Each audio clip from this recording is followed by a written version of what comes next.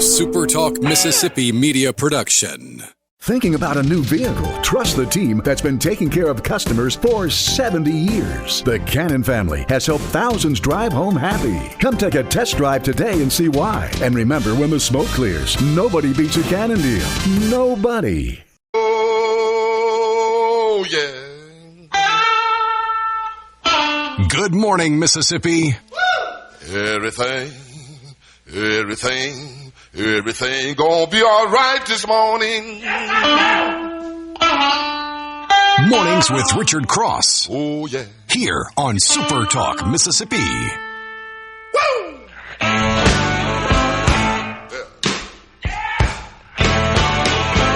Now, when I was a young boy, at the age of 5, my mother said I was gonna be the greatest man alive. But now I'm a man. You ever notice how some mornings the coffee just tastes a little bit better? Goes down just a little smoother? I don't know why that's the case some mornings, but some mornings it is. Good morning to you. This is Mornings with Richard Cross, SuperTalk Mississippi. Today is the 10th of August, 2026. And we are glad to be with you. Whether you're listening online at supertalk.fm, maybe you get the app queued up as you get ready for work or trying to get kids out to school, you got lunches going on. Maybe you are listening on your Alexa device. We've been telling you about the Alexa skills for years. And a couple of weeks ago, my wife goes, "Wait, I can listen to you on Alexa?" Yes, ma'am, you can.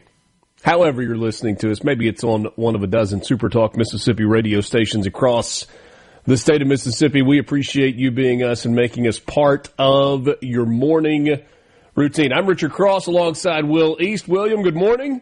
Good morning. Did you have a good weekend? I did. It was very busy. Worked a good bit Saturday and then chillaxed, as the kids say, the rest of the weekend. I did nothing at the house. Are there any kids that actually say that? No. Maybe 15 years ago? Maybe. Chill. Was that a Will Smith rap line, chillaxin'? Probably. He was getting jiggy with it. Yeah. When you say work, was that like radio work or was that yard work? Right here, Richard Cross. There you go. That is where you want to be on a Saturday, isn't it? Just exactly where you want to be. Oh, this Monday from across the state of Mississippi, it's going to be a little toasty, 91 degrees in Iuka today for the high, 73 for the overnight low, mostly sunny. Got a chance of thunderstorms mixed in primarily this afternoon, but I wouldn't bank on it. Like, if you've got flowers that need to be watered, probably want to water them, not just rely on a little bit of rain coming in. Heat index of 102 today in the northeast corner of the state there in Iuka. In Canton, Mississippi, right slap dab in the middle. If you drew a bullseye on the state of Mississippi, it basically would be on Canton.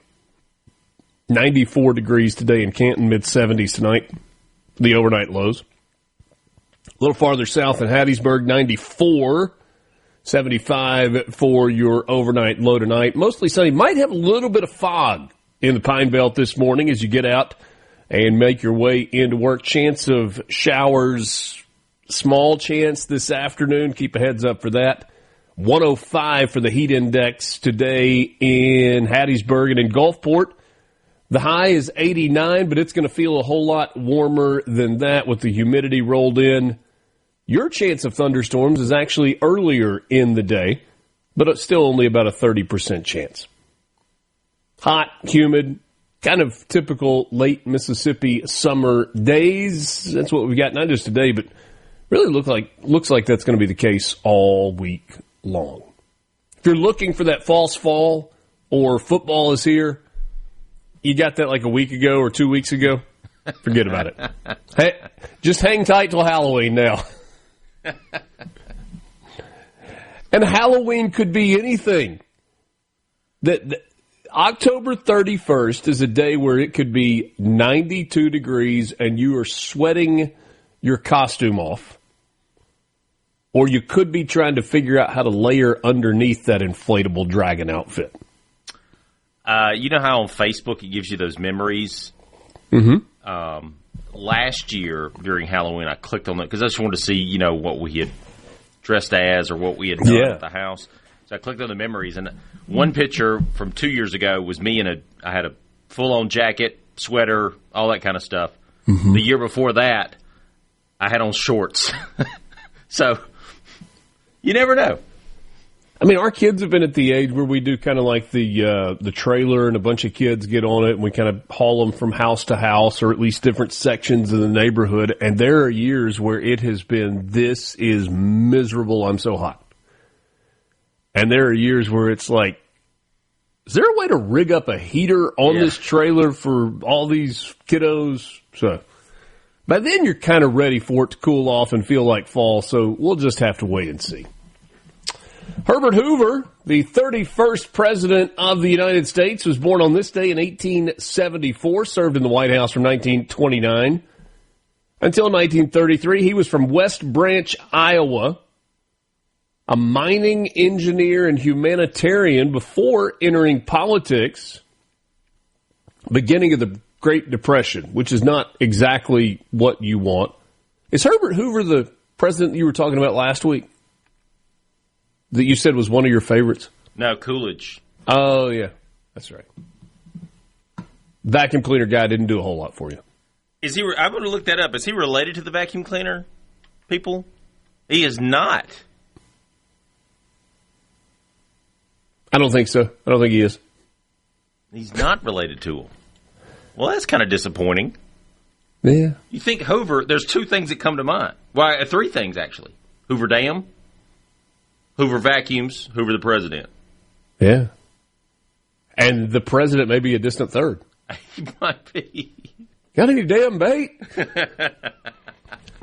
Leo Fender was born in 1909.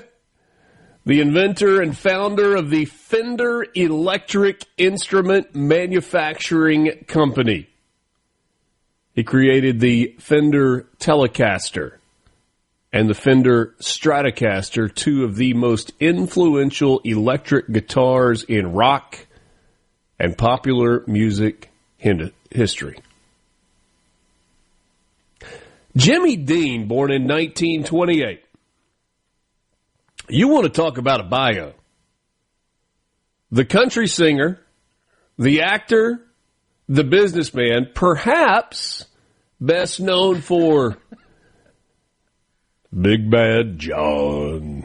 Big John. I was going to say the sausages. Well, no, I'm getting there because it was Big Bad John first. Yeah. And then he built Jimmy Dean Foods. Jimmy Dean Sausage. And then appeared in a bunch of films like Diamonds Are Forever. He was in a Bond movie. I mean, the guy kind of did everything. It's a Renaissance man thing, I think. A true original. He is a true American original. Hey, what do you do for a living? Well, how long you got? I'll tell you. I sing a little. Sit down. I act a little, and we make great sausage. I'm sorry, run that by me again? Yeah. Jimmy Dean's been at it for a while. Eddie Fisher was born in 1928, the American singer and entertainer, very popular in the 1950s. He had numerous hit records, was a major television star, but really kind of became known more for his high-profile marriages to Debbie Reynolds and Elizabeth Taylor. Not at the same time, I don't think. Rosanna Arquette, Desperately Seeking Susan, After Hours, Pulp Fiction, part of the Arquette acting family. Antonio Banderas, born on this day in 1960. The Mask of Zorro, Evita, Philadelphia. The Shrek and Puss in Boots franchise belongs to Antonio Banderas. Longtime collaborator with Pedro Almodovar. Sure. At least early in his career. Suzanne Collins was born in 1962. She is the author and television writer that is best known for creating the Hunger Games trilogy. She wrote children's television storylines before turning to novels. Hunger Games decidedly not children's. Very much young adult, I suppose. Did you go down the Hunger Games hole? No. Yeah. And then Kylie Jenner. Probably the most successful of the Kardashians. I don't even know how you describe them. Media personality, model. She's a businesswoman, no doubt. Started out with the Keeping Up franchise, and then it rolled into the Kylie Cosmetics line. At one point, her net worth reached over $1 billion. Now, it's backtrack a little bit, but I don't think she's worried about where the next meal is coming from. That was not a pejorative, by the way. I just mean she's still has a lot of money. All right, we'll get to some things that happened on this day in history and a whole lot more with you. Just getting started. Mornings with Richard Cross, Super Talk Mississippi.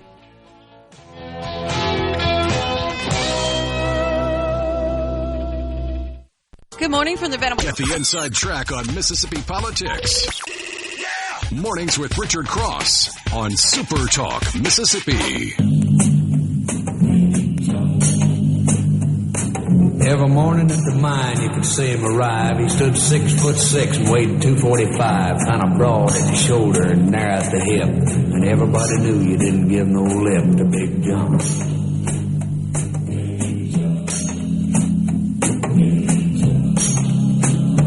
Big Bad John. That's how they describe me, by the way.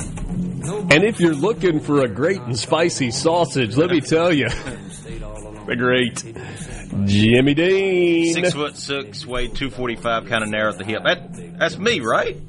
I mean, he was just forecasting SEC defensive lineman years in advance. You didn't give him no lip. Didn't give him no lip. 30 BC, long time ago. Cleopatra, the last active ruler of the Ptolemaic Kingdom of Egypt, reportedly died by suicide, although many have ascribed her death to that of an asp bite, A-S-P. It's an Egyptian cobra. Got bit in the asp. By the, not in the. After the defeat of her forces by Octavian, the future Emperor Augustus, her death marked the end of the Ptolemaic dynasty and the effective end of ancient Egyptian independence. So that was 30 BC. Yes. Okay, I'm going to give you a crazy thought for the day. Cleopatra is closer to us than Cleopatra was to the building of the pyramids. Wow. That's how old the pyramids are. What are the estimated construction dates of the pyramids? I think it's like 5,000 BC. Hooey. Something. I mean, they don't exactly know, I don't think, but yeah, somewhere in that area. She's closer to the iPhone than she is to the building of the pyramids. And to think about one, standing test of time, and two, the architectural, engineering, manpower. Wait, how did you move that? With about 1 million people. Yeah.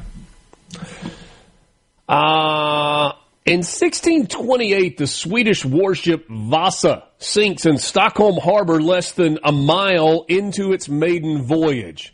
Dope. I mean, can you imagine?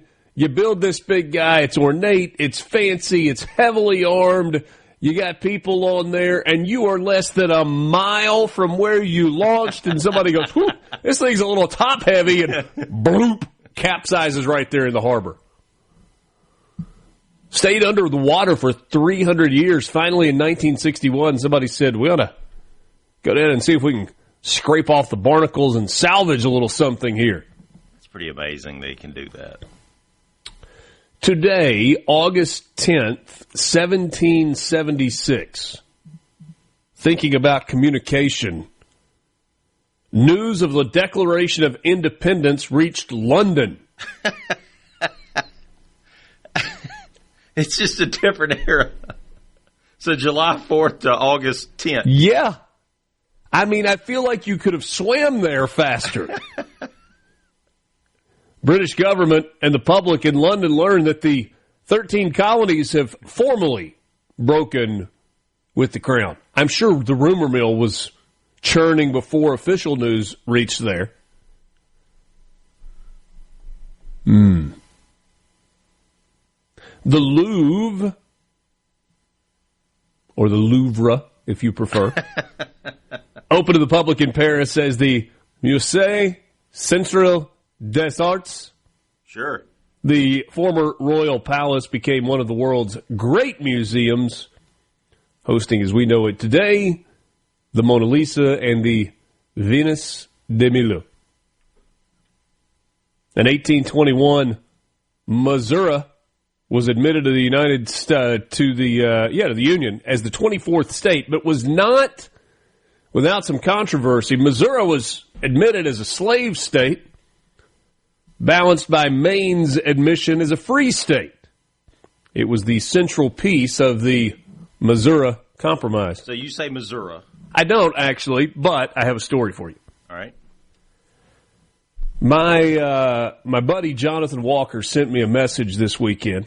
He's like, hey, about a year ago, you sent me a clip from an old radio broadcast that David Kellum sent to you. Do you still have it? I was like, I don't know. Let me see what I can find. The clip was an audio file through the crowd mic from the radio broadcast in which Charles Walker, my dear friend, the late Charles Walker, and Jonathan's dad, who used to be the PA announcer at Vaught Hemingway Stadium, you can hear him. So Jonathan's kids never heard his dad as the PA announcer. He had this big, booming, Old South voice. And the clip that Kellum was going for, like he was looking for some highlights from something from years ago. And he's like, hey, I found this. I thought Jonathan might like it. And he's doing like an out-of-town scoreboard. He's like, final, Texas A&M 73, Missouri 0. Tough day at the office for the old Tigers. 73. That would have been Big 8 days. That was pretty Big 12. Missouri. And so, a bit of an ode to Charlie Walker this morning. How do Missouri people say it? Do you know? Generally speaking, Missouri. Or Mizzou. A lot of Mizzou folks over there. Ruth Bader Ginsburg was sworn in as an Associate Justice SCOTUS on this day in 1993, becoming the second woman, the first Jewish woman, to serve on the court. Let's get to some news headlines. Glad to be with you this morning. Mornings with Richard Cross, presented by Community Bank, online at communitybank.net. Community Bank, rooted in our community. C-Spire text line is open, 601-879-4395. 601-879-4395. 6'6" and 245 is a toothpick? Hey, don't give him no lip.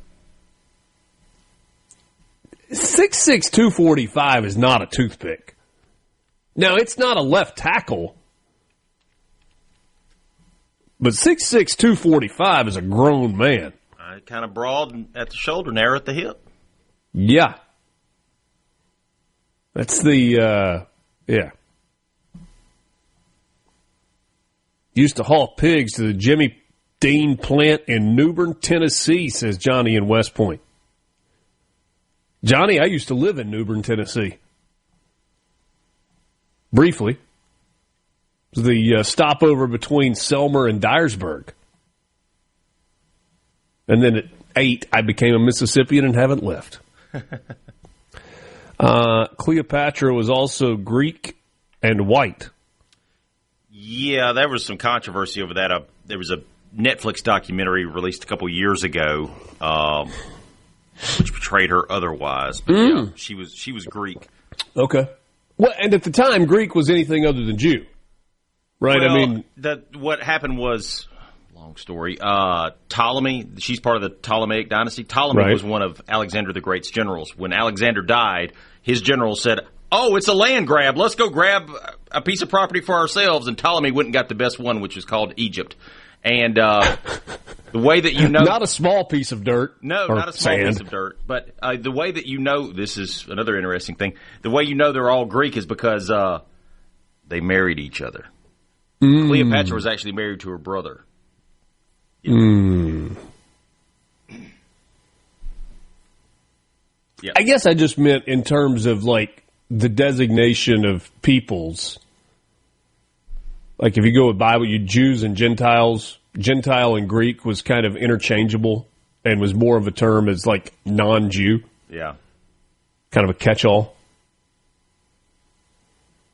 I guess. All right. Good to be with. I said we were going to get to news, and then I just kept on talking. Will kept on talking. We had to learn ourselves up on a little bit of history. I got time for one of these. Not great out of Byhalia. A nearly 10-hour standoff in Byhalia ended yesterday morning with an armed suspect dead after an officer-involved shooting. Another woman found dead inside the home. DPS said officers with Byhalia Police Department responded about 11 o'clock Saturday night to a residence on Church Street after a female occupant reported that another woman inside the home had been shot. Officers got there. The subject began shooting at them. Officers then requested assistance from the DeSoto County SWAT team. SWAT arrived. Officer then discharged a weapon, striking the subject. As he was continuing to shoot at them, subject was pronounced dead at the scene. Russell Kelly, 47 years old, out of Memphis. They saved a couple of adults and a child who were in the home, but there was one who was dead inside. Mornings of Richard Cross. We're back with you right after this.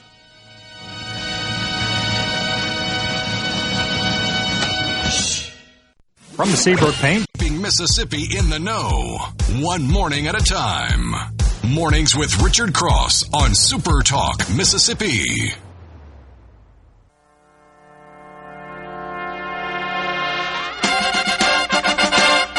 What goes up must come down. Spinning wheel, got to go round.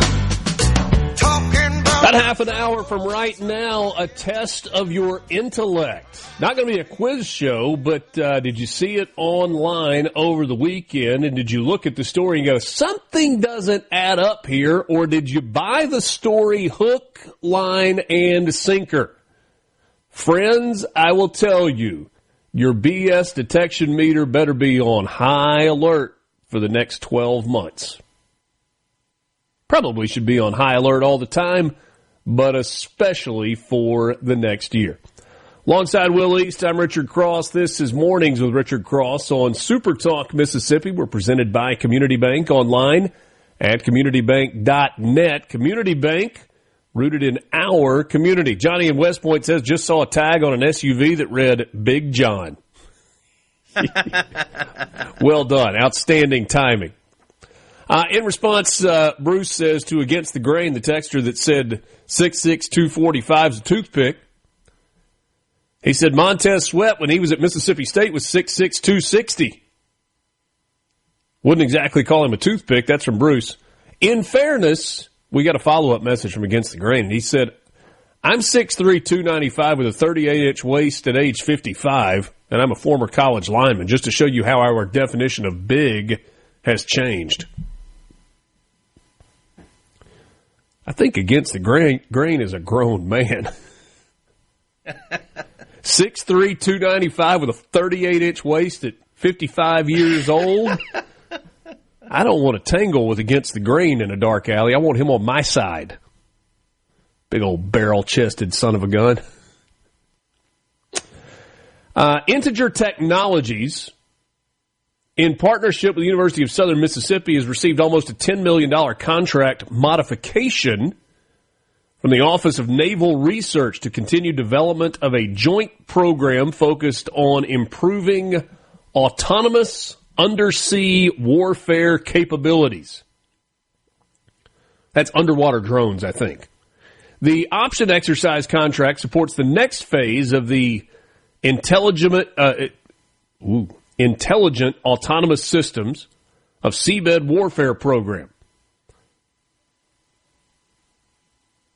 Total value of the collaboration is now nearly $25 million. Funding will support continued research and development of an operational decision support tool designed to help the Navy's autonomous undersea systems adapt to changing ocean conditions, operate for longer periods of time, and complete missions with less human intervention.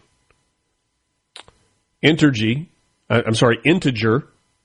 the same company, Integer Technologies provides mission assurance and reliability software for maritime operations. That's a lot of big words.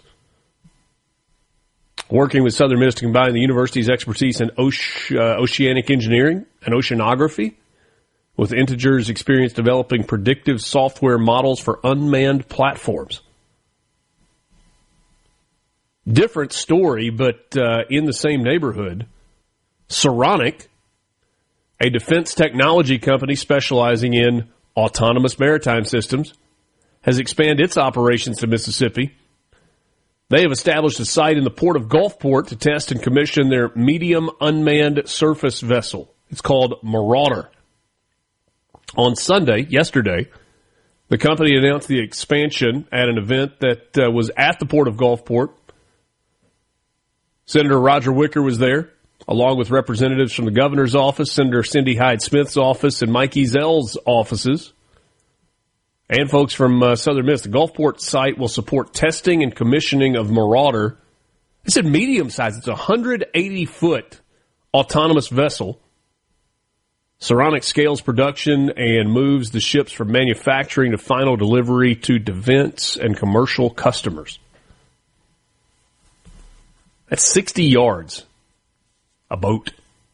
Unmanned. I mean, a lot of those fishing boats that have towers on them that you see down on the Gulf, those are 50, 60, maybe 70 feet. This is a 180-foot unmanned. That's crazy. Good for them, though. Time for your morning sports update. Brought to you by Pearl River Resort. Online at pearlriverresort.com. Pearl River Resort is your home for casino thrills, family fun, and live entertainment. You can book a tee time at the Dancing Rabbit Golf Club. 2 18-hole championship courses at Dancing Rabbit, the Oaks, and the Azaleas. You can go online to book your tee time, dancingrabbitgolf.com. Dancing Rabbit is part of Pearl River Resort. Over the weekend, Ole Miss linebacker Suntarian Perkins was named this year's Chucky Mullins Courage Award recipient.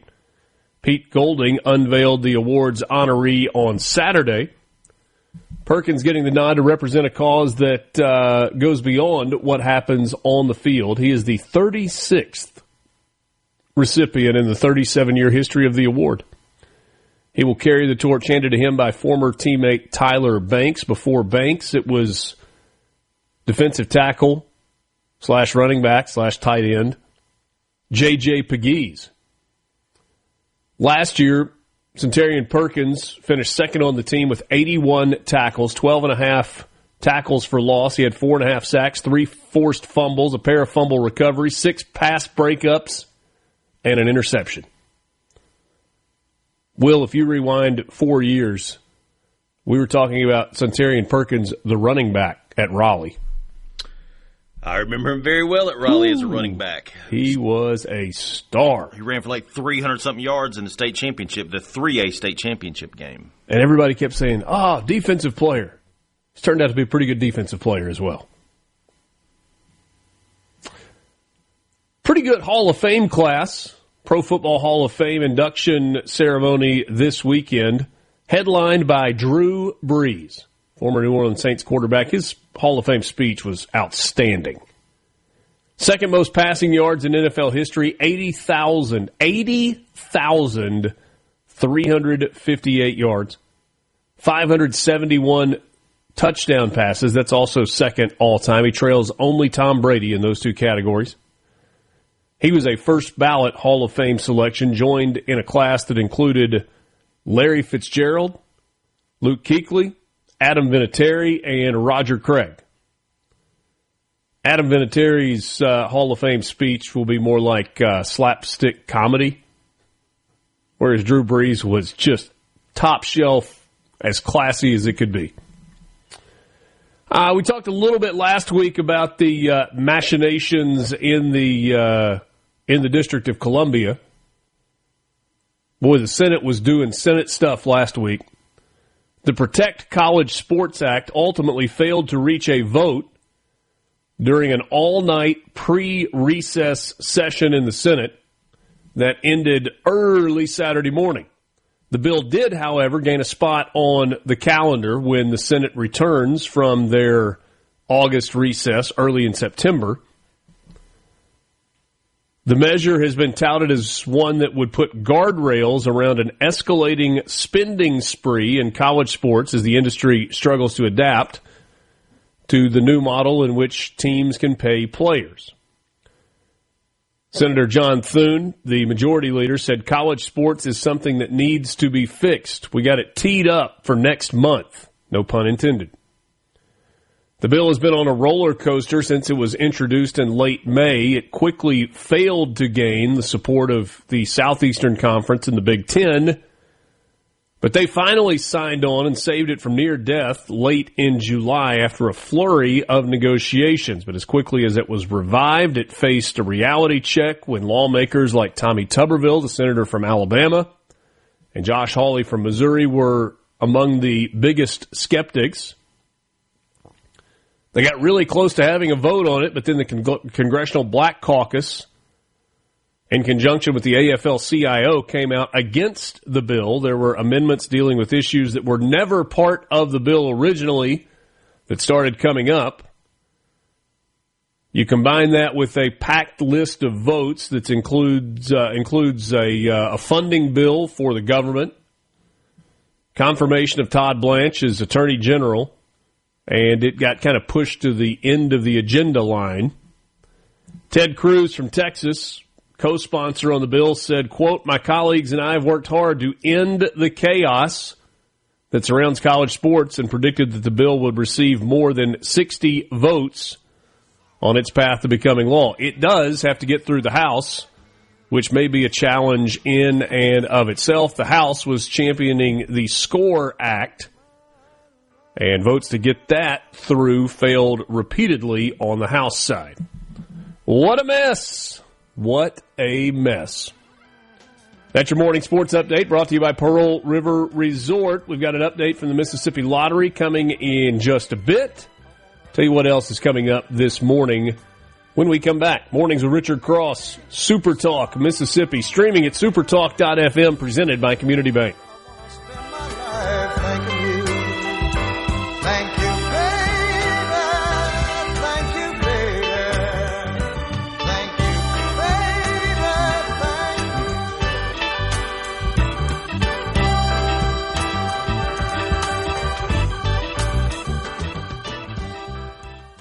Good morning from the...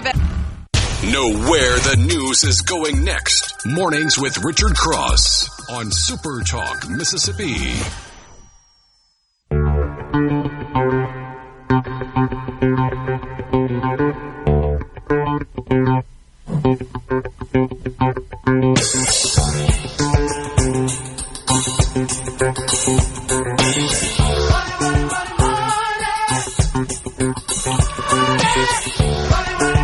Kind of a light week last week for the Mississippi Lottery Claims Office. They paid out about $268,000. A little heavier in the pocket for retailers as over $5 million was paid out last week by the Mississippi Lottery. Time for your Mississippi Lottery update, brought to you by the Mississippi Lottery, MSLottery.com. Lotto America up to $2.45 million. Long, slow build for that jackpot. You remember it got up to $30 million, and it was the third longest running jackpot without a winner in that particular drawing. No jackpot winner over the weekend from Lotto America. No Powerball winner on Saturday night, which means tonight's drawing, the August 10th drawing, up to $905 million in the jackpot. The estimated cash value of that, $391,900,000. Whew. That one's worth pulling the calculator for, Will. Because you get the jackpot number, you got the cash value number, but I'm always curious what the number would be after taxes. And so if you figure about 40% in taxes coming out, you are still left with a nice little pile of money, somewhere in the neighborhood of $235 million. And the fun math on that, if you use a compound interest calculator, is, you can blow 35, 40, $50 million of that. And when I say blow it, you can do whatever you want to do. You can tithe off the top with it and then pay off some debt and buy a house and buy some cars, whatever you want to do with it, and still have a great big old pot of money that you can just drop into an index fund. Let the market do its thing with compound interest. Pay yourself a salary out of that, big salary out of that. Like 6 figures a month. And you can still be a billionaire in 30 years. Just got to manage it right. $905 million, the jackpot tonight for Powerball. There was a jackpot winner in Mississippi Match 5, a ticket purchased at One Stop in Pelahatchie. Matched all 5 numbers to win a $550,000 jackpot. Well, that's fun. Get your tickets for Powerball and everything else at your Mississippi Lottery retailer. It only takes 1 ticket to win big. You can check your numbers on the Mississippi Lottery official app. This morning, Henry Barbour is going to join us about 25 minutes from right now. Always enjoy our conversations with Henry. We'll talk with him about some of the national news as the Senate goes into recess. Also, some updates on congressional races. Henry has talked to us about some of his forecasts as he has looked at those congressional races and doesn't necessarily look great for Republicans, at least not in terms of retaining the House, but the chair of the RNC, and I guess you would expect optimism from the chair of the Republican National Committee, but Joe Gruters on one of the news shows yesterday said that he was ready to predict that Republicans were going to maintain control of both chambers. His math worked out like this. He said, here's the bottom line. We start at 212 likely seats for Republicans. There are 18 toss-up seats in the House. We need 6 of those. I bet we win 10. I think we're going to hold the majorities in both the House and the Senate, and he is very optimistic about that prediction. Now, I don't know if his optimism is rooted in numbers or polling, or it's just rooted in ideology. His quote makes me think that it's more ideology. He says, I'm optimistic because I think the people know that the common sense that common sense and the hope you can achieve the American dream is 1,000 times better than the misery and despair in the direction that the Democrats want to take us with these socialist-type policies and having tens of millions of non-citizens flood our borders without any type of merit-based type system. It's very clear. That sounds more ideological to me than numbers-based. Let's see what Henry Barbour has to say about that. JT Mitchell will be along at 8:30 this morning. Our news director at SuperTalk Mississippi will talk about the stories that we're watching this week and anything that stood out from the weekend with JT. All of that is on the way. We welcome your messages on the C Spire text line, 601-879-4395. Alongside Will East, I'm Richard Cross. This is Mornings with Richard Cross on SuperTalk Mississippi. News is coming up next. Then we launch the 7 o'clock hour with you.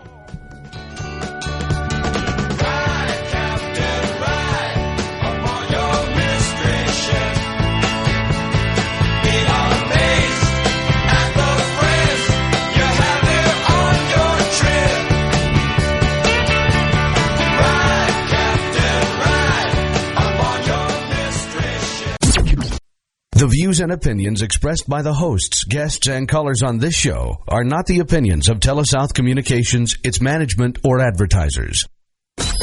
No filibuster. Just everything you need to know to start your day smarter. Mornings with Richard Cross on Super Talk, Mississippi.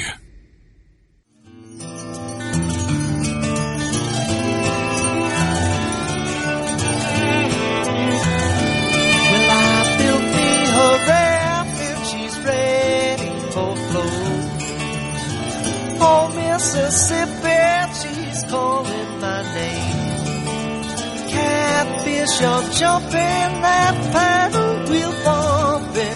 Black water keep rolling on past just the same.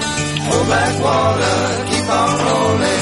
Mississippi moon, won't you keep on shining? Good morning and welcome into the 7 o'clock hour of Mornings with Richard Cross on SuperTalk Mississippi. Thank you for being with us. Ever notice how some places still know your name? At Community Bank, that's how banking works. We're a bank that knows community because we live here. And when you walk in, you're more than an account number. No matter your banking needs, here you will talk to real people who care about your goals. Community Bank, a local bank built on relationships. Stop by your neighborhood location or learn more at communitybank.net, rooted in our community. The 7 o'clock hour today and every day of Mornings with Richard Cross is brought to you by MWG Employer Services. Running a business is tough, and if you're struggling with HR, benefits, and payroll, you're not alone. That's where MWG Employer Services comes in. They can put together a custom plan that fits you and your business. It makes your life easier, and it will just make sense. Learn more or talk to them to find a custom plan that fits you at MWGEmployerServices.com or give them a call. The number is 601-206-7966. We welcome your messages on the C Spire text line, 601-879-4395, C Spire, customer inspired. If you spent time on Facebook this weekend, it's possible that this story scrolled along your feed. It was midday Saturday when I first got a message, and it was, hey, have you seen this? Are you following this story?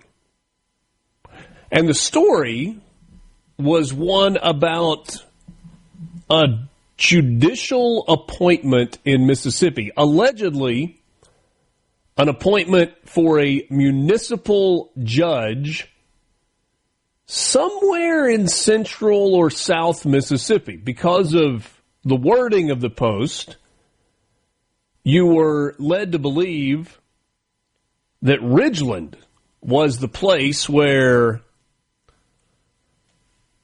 an immigration attorney from Yemen who has an office in Ridgeland by the name of Assma Ali had been appointed to a municipal judgeship. And that caused some people's radars to go up a little bit. Now, for a lot of people, there was no radar that went up. It was, what's going on? How did this happen? Not a lot of individual investigative reporting going on. You remember years ago with Wikipedia, there was the running joke that said, well, it was on Wikipedia, so it's got to be true. Wikipedia has probably become a little more reliable through the years. Not all the time, but more so than it was in its infancy. That is now the case in a lot of the online space. If there's a post that you read that causes you to go, that doesn't sound quite right, then it's probably a post that bears watching. C-Spire text line. I guess this is directed to me. You need to get a life. Get off Facebook. Get off Snapchat, Instagram, TikTok, flip-flop, and everything else. If that was directed specifically at me, thanks for the tip. If it was more of a collective sentiment, fair enough. All right, so what were the posts? There was a concerted effort to tie the Attorney General, Lynn Fitch, who just announced her candidacy for governor, to Assma Ali, this Yemeni immigration attorney, who I do not know, by the way, as being appointed to a judge. If you did just a little bit of digging and looked at the pictures, then you thought something doesn't quite look right here. Whether it was the cropping of people in and out of the pictures, or a hand that is flipped upside down from the direction that anatomically it should be able to turn, like it just doesn't attach to the arm the way the arm. Anyway,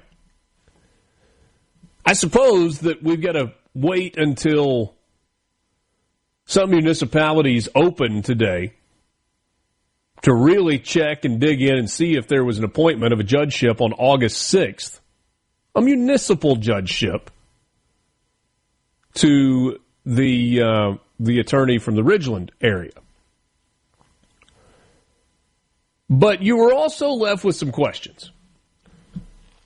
There was a Facebook post that said, "This is Lynn Fitch with newly appointed Assma Ali, who is an immigration attorney that greenlights illegal entry, supports Zohran Mamdani, and publicly defended Muslim Brotherhood-aligned Amir Ghalib. Islam has no place in Mississippi, and neither does Lynn Fitch." That was one of the posts. And then there was a post from a sitting senator in Mississippi from DeSoto County, Senator Michael McClendon, in which, at least from his account, I have no way of verifying if he actually typed these words, but from his Facebook account, why is Mississippi's Republican Attorney General and gubernatorial candidate cozy with Assma Ali, an immigration attorney who fights deportations and works to keep foreign nationals in the country? The same Assma Ali who publicly defended former Hamtramck Mayor Amir Ghalib, who has faced accusations of anti-Semitism, glorifying Saddam Hussein, and ties to Muslim Brotherhood-linked figures, and who supports Zohran Mamdani. And remember, this is the same Lynn Fitch fighting in federal court to keep DeSoto County's racially drawn judicial district intact which allows only 14% of the county to elect powerful judges. Serious questions need to be asked. And then there was another Facebook post, and this to me is where it gets pretty fascinating. An old picture of Agriculture and Commerce Commissioner Andy Gipson, who at some point in the past was speaking at a Rotary Club event and was in a picture with several people, including Assma Ali. He was holding a 2017 Mississippi Cropland Data Layer sign.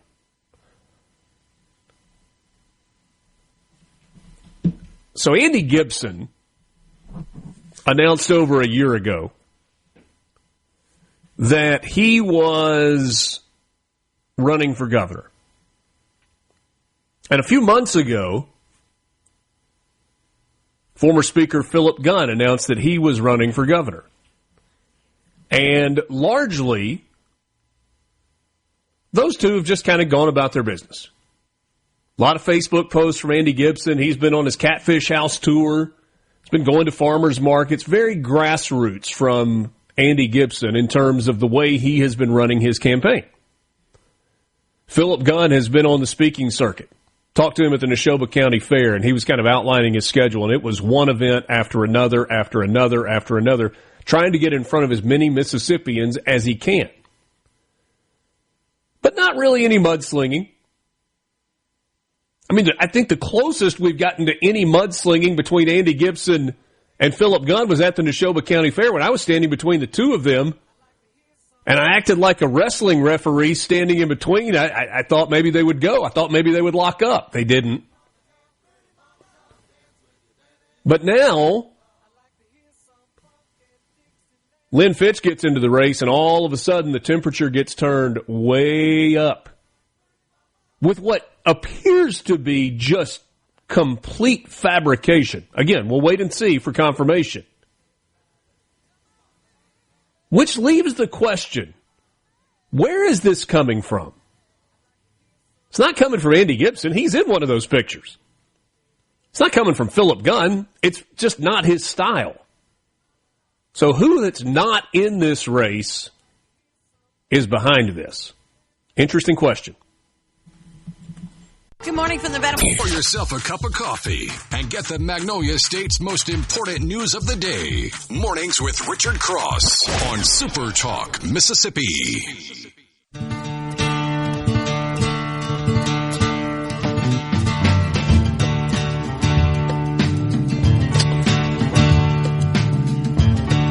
Welcome back in. Good morning to you. This is Mornings with Richard Cross on SuperTalk Mississippi, streaming at supertalk.fm and SuperTalk TV. Glad to have you along for the ride and glad to welcome in my friend Henry Barbour this morning. He has been in and around Mississippi and national politics for a little while now. He has seen a thing or two, been around a campaign or two. Henry, it appears as if it took a third candidate getting into the gubernatorial fray on the Republican side for the heat to begin to be turned up just a little bit. Did you follow any of this story from the weekend about a Yemeni national female immigration lawyer being appointed as a judge in Mississippi? And if so, do you give any credence to this? Well, good morning, Richard. Good morning. I just thought we'd jump right in there. Yeah, you're just dragging me right on in, to this muddy ditch that I will have to say, at least in Yazoo City, we are blissfully unaware of anybody from Yemen. We're not really sure where Yemen is other than, we think there's, it's somewhere around the Middle East. Persian Gulf area, and we got other things going on in that part of the world. But I have to admit, other than me clicking on the show this morning, that's the first I've heard about the Yemeni, is that how you say it? We can go with attorney. That. Yeah.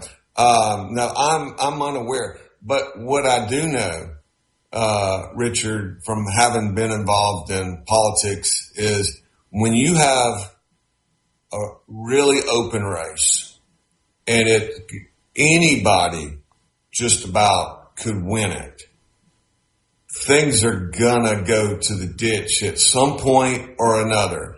And some candidates are more inclined that way than others. And I would agree that Andy Gipson and Philip Gunn have been playing nicely. Kind of got out early and trying to hustle around, and they both lack some of the financial resources of, say, a Lynn Fitch, who has now gotten in the race. Because Lynn, I would imagine she's somewhere, close to probably $5 million cash on hand. I would imagine, based on she finished last year just short of $4 million. And of course, Shad White had about the same amount of money. And, so they got plenty of money, those two. But it's going to be a very competitive race. And Richard, I was having a conversation with one of my buddies, who knows more about politics than I do, this weekend. And he was talking about what race is this similar to, and we started talking about the 1987 governor's race. And really, as we talked about it, the more I became convinced that this race is a lot like 1987. And 1987, that's going back a long ways to see such an open race. A different dynamic. That year, Ray Mavis ended up winning, and he didn't stay in the governor's office but one term. But a different time. And, but if you think about it, Ray Mavis, Bill Waller, Mike Sturdivant, Attorney General Ed Pittman, Maurice Stanton, John Arthur Eves, the daddy, who ran on the $10 car tag, a real live populist back in 1987. And Ray Mavis was the state auditor. He was a Harvard grad, law grad. He was the favorite, a reformer. It kind of reminds you, I think, of Shad White in this race. Okay. Shad is the aggressive, young, Harvard-educated lawyer, and I'm not comparing their politics necessarily, but they both are kind of positioned in a similar way. And Ray Mavis was kind of the face of the New South, along with Bill Clinton, and went on and had a tremendous career, after losing re-election. But it's just interesting to see. And this was a long time ago, Richard, that year in the Republican primary. You know how many votes they had? 18,000. Wow. Voters in the Republican primary in 1987 when Jack Reed won the primary. And Democrats had 800,000 votes in their primary in 1987. It just goes to show how long ago that was.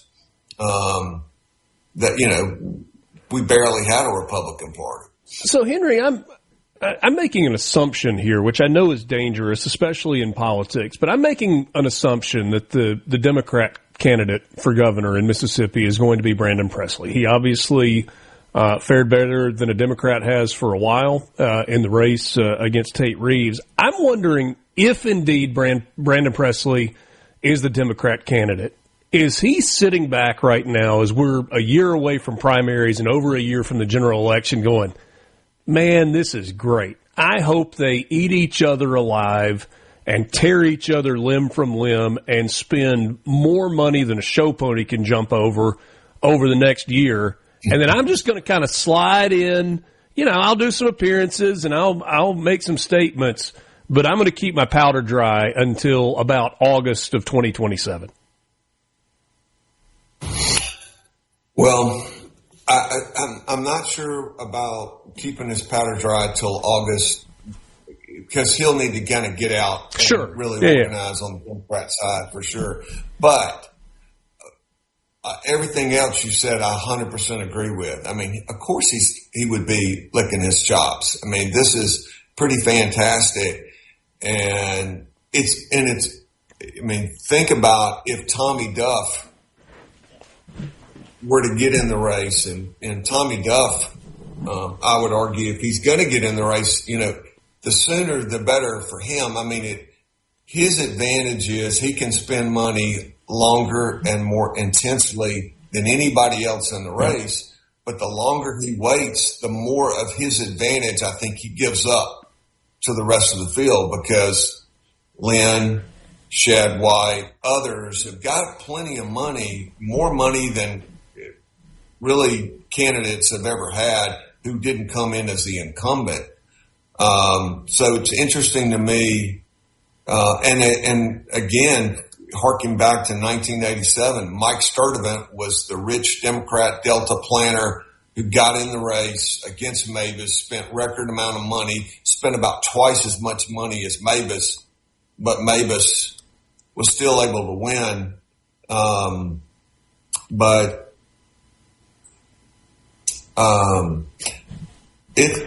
It's going to get messy. And so Brandon Presley, that plays to Brandon Presley's advantage to some degree.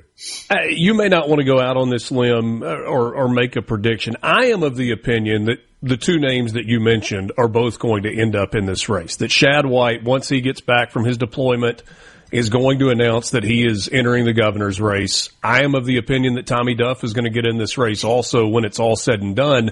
I agree with you. I don't know how much longer he can afford to wait, if indeed he is going to. I think 5 is going to be the number. There may be another name in there. Do you believe that that's the case? Obviously, we don't have an official announcement from the lieutenant governor as to what his intentions are at this point. I asked him point blank that on Thursday, and he said he wasn't ready to make an announcement one way or the other at this point. Do you think that Shad White and Tommy Duff both get in?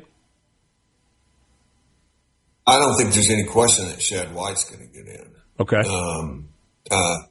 His spokesperson, I put something out last week. I think everybody saw that, he's going to have something to say about the governor's race when the time is, I'll say, he said more or less appropriate.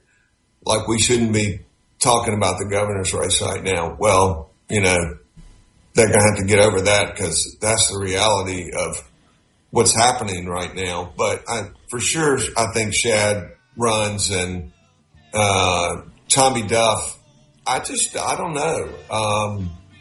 But if he gets in, Tommy Duff's going to be a powerful force, and he's got a lane, and he makes it a little bit harder on Philip Gunn if he does get in the race. I think Philip's got more opportunity if Tommy Duff doesn't run.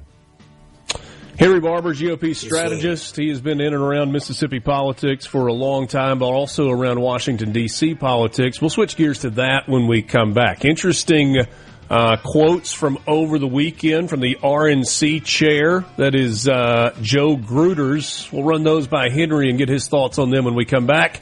Mornings with Richard Cross, Super Talk, Mississippi.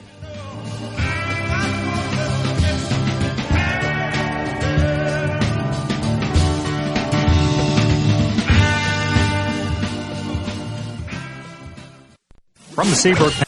Shaping Mississippi politics each morning. Mornings with Richard Cross. Super Talk, Mississippi.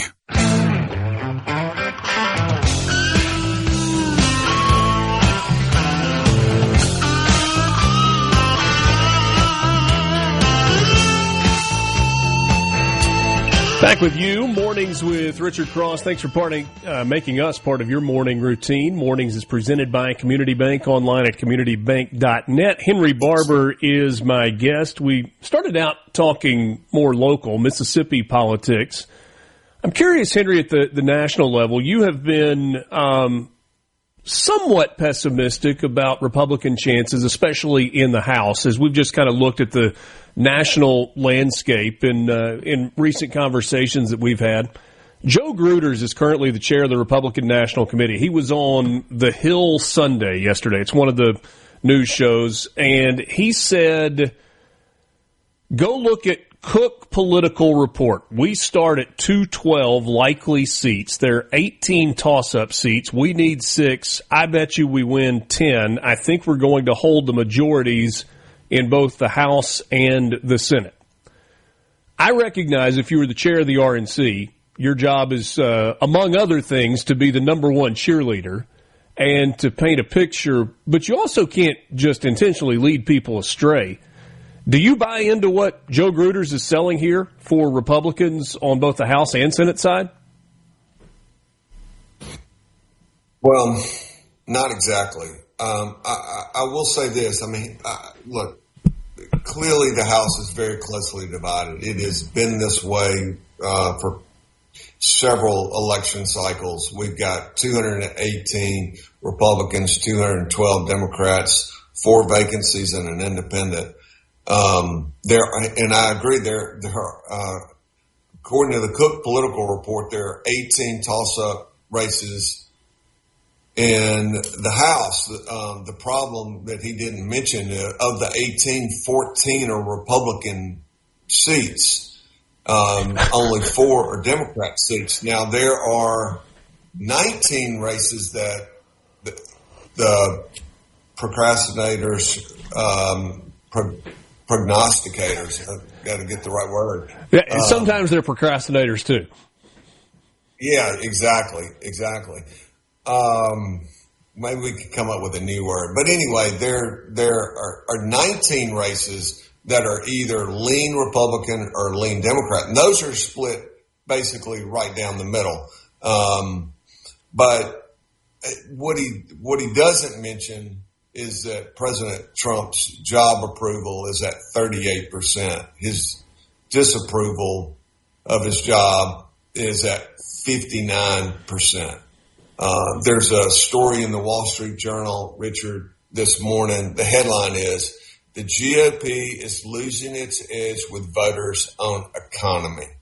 That is a huge problem for Republicans. This historically, when you've had a president and you have the midterm, and is when the party of the president loses races and a lot of times loses a majority. I think Republicans are very likely to lose the House majority, hold on to the Senate.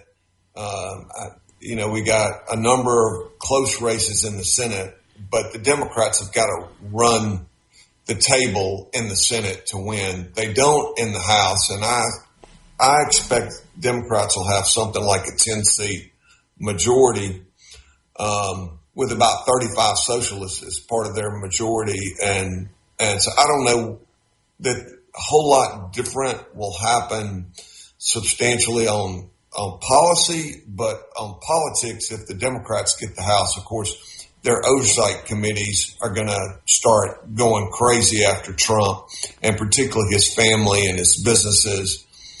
But no, I don't buy. Joe Gruters a good guy. I like him. And if I was the RNC chairman, I would be thinking of all the ways to talk about how Republicans are going to win. But with 3.5% inflation and about 3.5% wage growth, people are a little bit sour. They know the cost of gas, their power bill, beef.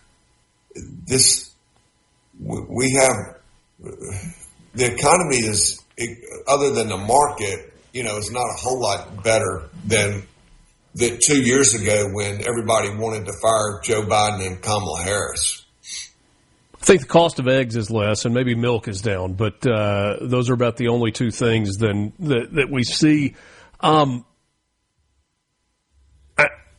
don't want to be guilty of fast forwarding and pushing too far down the line, because there's so much that can happen in 2 years. You've talked about historically when you have a sitting president the opposing party tends to do well in the midterms.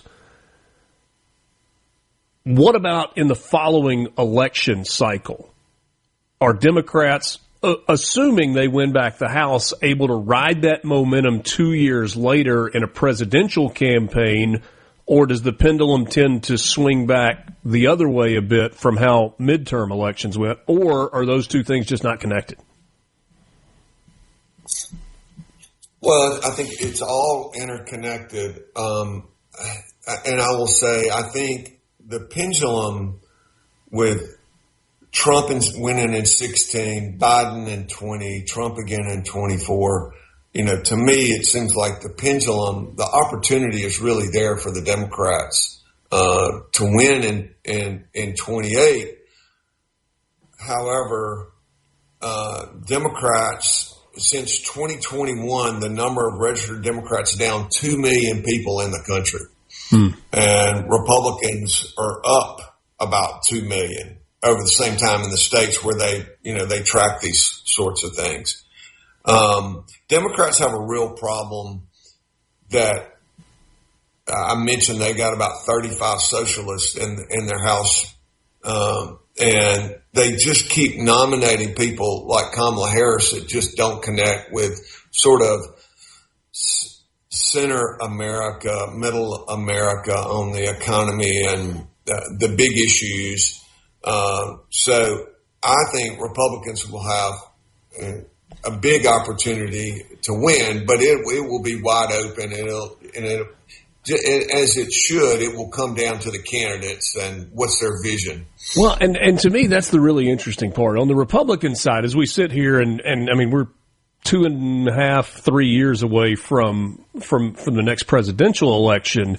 It feels like for Republicans, it's either J.D. Vance or Marco Rubio, and more than likely it's J.D. Vance that will get that Republican nomination. That's a long way out, I know. But when you look at long way to go, I know, I know. But when you think about potential Democrat candidates, you got Shapiro out of Pennsylvania, but he's Jewish, and that feels like a non-starter for Democrats these days. And you've got Gavin Newsom, who feels like he's unelectable. There's Kamala Harris hanging out in the wings, not willing to say she's not going to run again.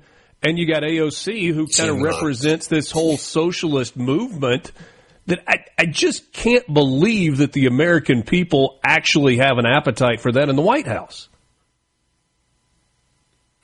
They don't. I mean, you're 100% right.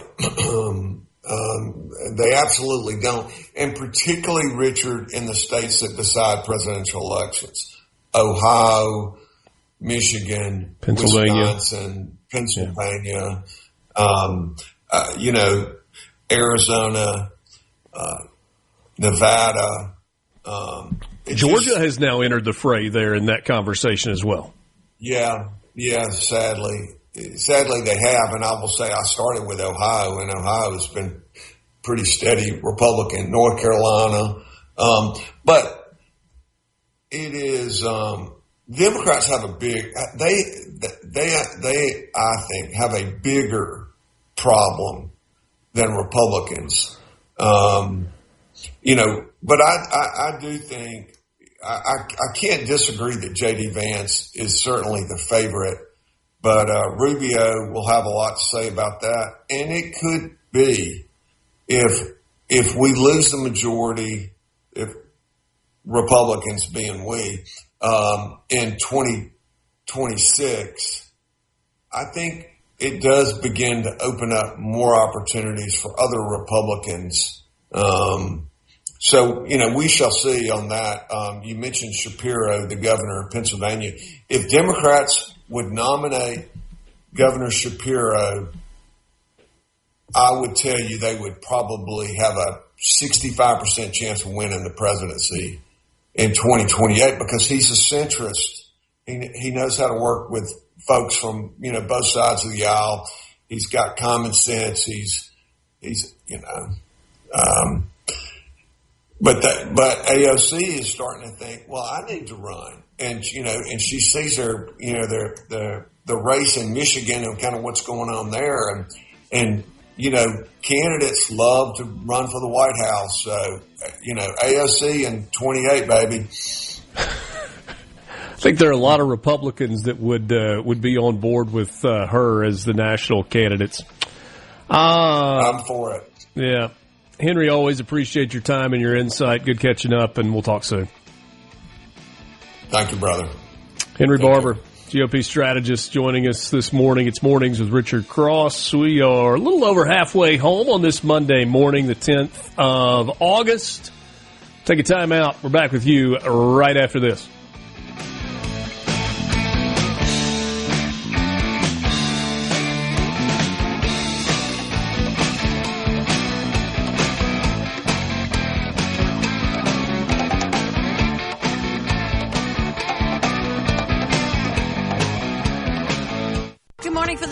Mornings with Richard Cross here on SuperTalk Mississippi.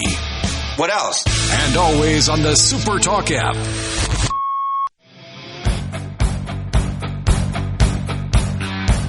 Turn it up.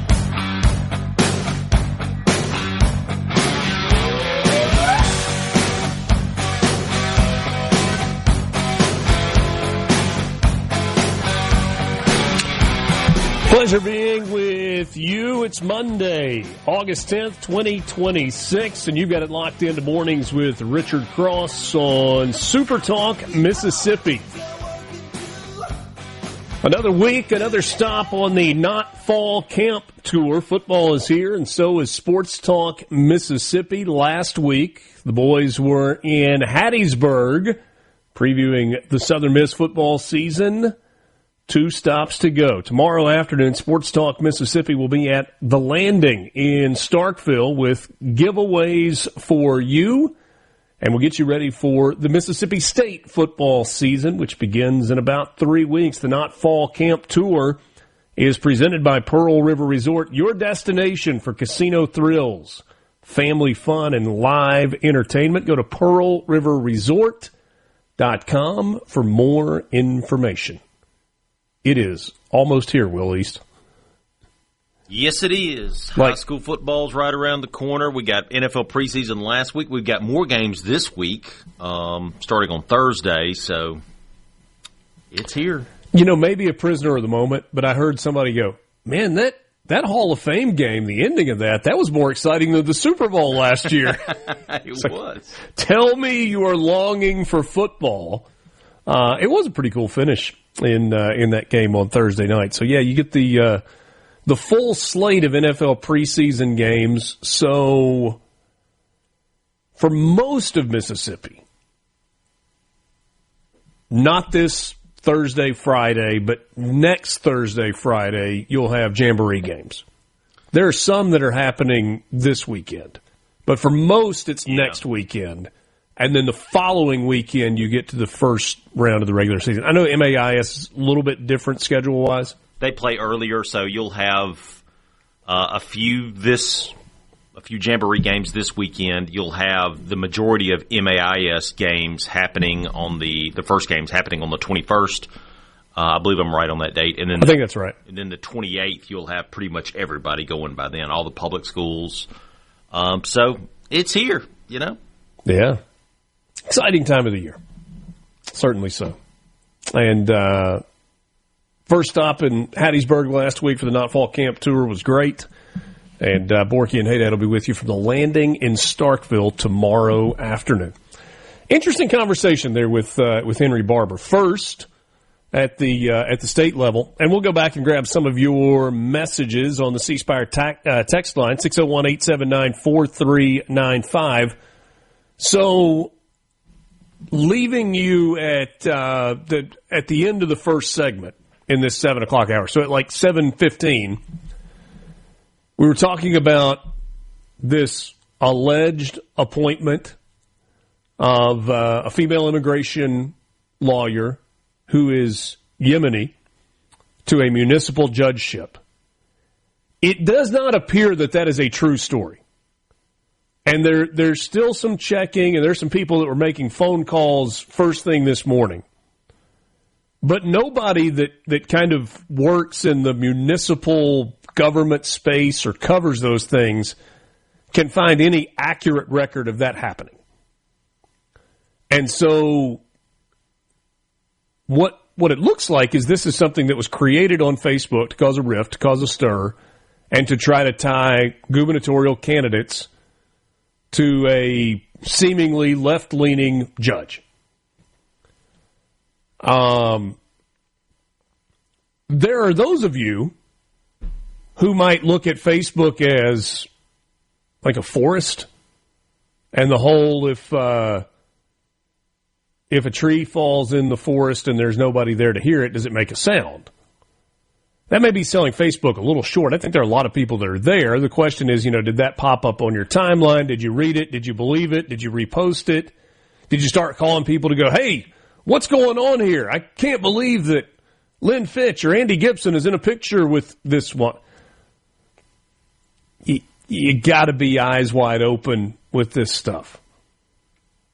And if it turns out that there's something more to this, then there are a lot of questions that have to be asked and answered all around the place. So Janet in North Mississippi says, morning, Richard, been listening a long time. So did the immigration lady attorney get appointed to a judgeship or not? Janet, I don't think so. And nobody that I've talked to thinks so. But because this kind of happened over the weekend, there were people that were calling around. I think Ridgeland, like the city of Ridgeland on Facebook, and with some corroborating sources said, no, this did not happen in Ridgeland. Absolutely not. Completely made up. 100% false.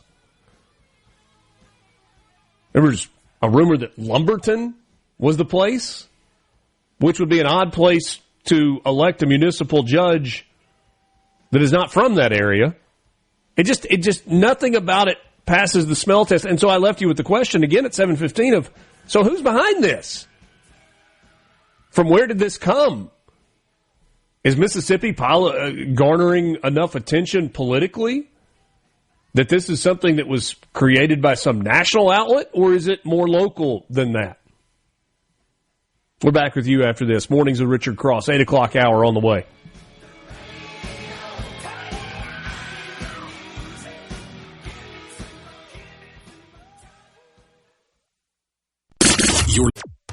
Start your day right. Mornings with Richard Cross on SuperTalk Mississippi.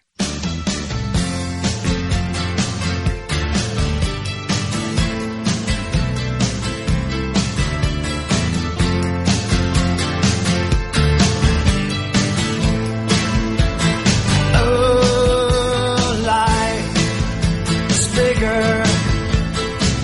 It's bigger. You are not me. The links that I will go to, the distance in your eyes.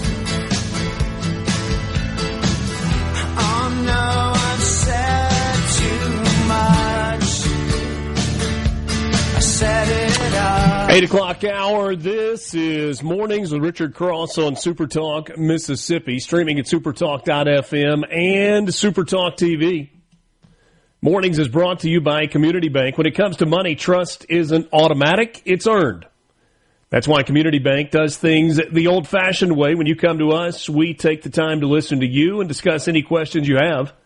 Whether you're saving, spending, or planning ahead, you'll find bankers who know the community because they're part of it. Community Bank, banking designed with you in mind. Visit us in person or online at communitybank.net.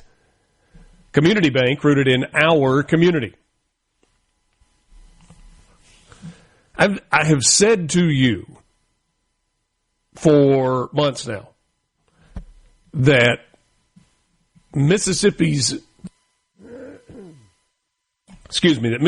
upcoming political season was going to be the most interesting, the most fascinating, the wildest, the biggest roller coaster ride that we have politically ever been on. I honestly didn't think that it would start in August. Even with the announcement from Andy Gipson a year ago, the announcement from Philip Gunn a couple of months ago, and I didn't know that Lynn Fitch's announcement last week that happened right here on Mornings with Richard Cross was going to trigger the, all right, buckle up your seatbelt, here we go. But it seems to have triggered it, and it's creating a ton of talk and a ton of speculation. But here's the thing about this. The governor's race is going to take so much oxygen that a lot of the down-ballot races, lieutenant governor, attorney general, state auditor, state treasurer, insurance commissioner, they're not going to fly under the radar. We're not going to let them fly under the radar. But some of these races are as fascinating as some of the race, as the governor's race is going to be. So, C-Spire text line. Glad to be with you. Absolutely glad to be with you. Thomas got after me. He said, say his name, comrade. And I think that was in response to, I know it was in response to, you're left with the question of who is behind this. I do not know. I have no way to prove, and I don't know that I ever could prove that a single person is behind it. But if you do a little bit of digging into the people that were posting heavily on Facebook, if you start going back through other posts and friends and whatever that, and goodness gracious, is that where we are? But when you're trying to figure out the truth of something, that's kind of what you've got to do.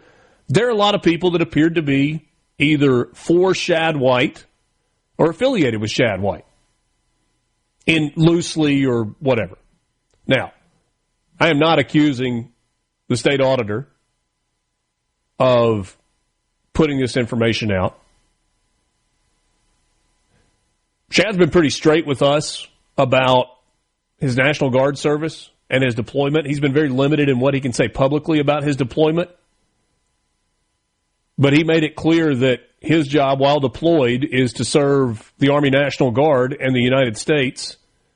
And he's got a great team behind in Mississippi to run the state auditor's office. And I will absolutely take him at his word on that.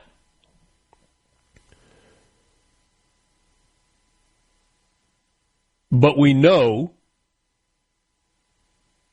that the state auditor and the attorney general have been at odds, and that's putting it mildly, on a bunch of issues.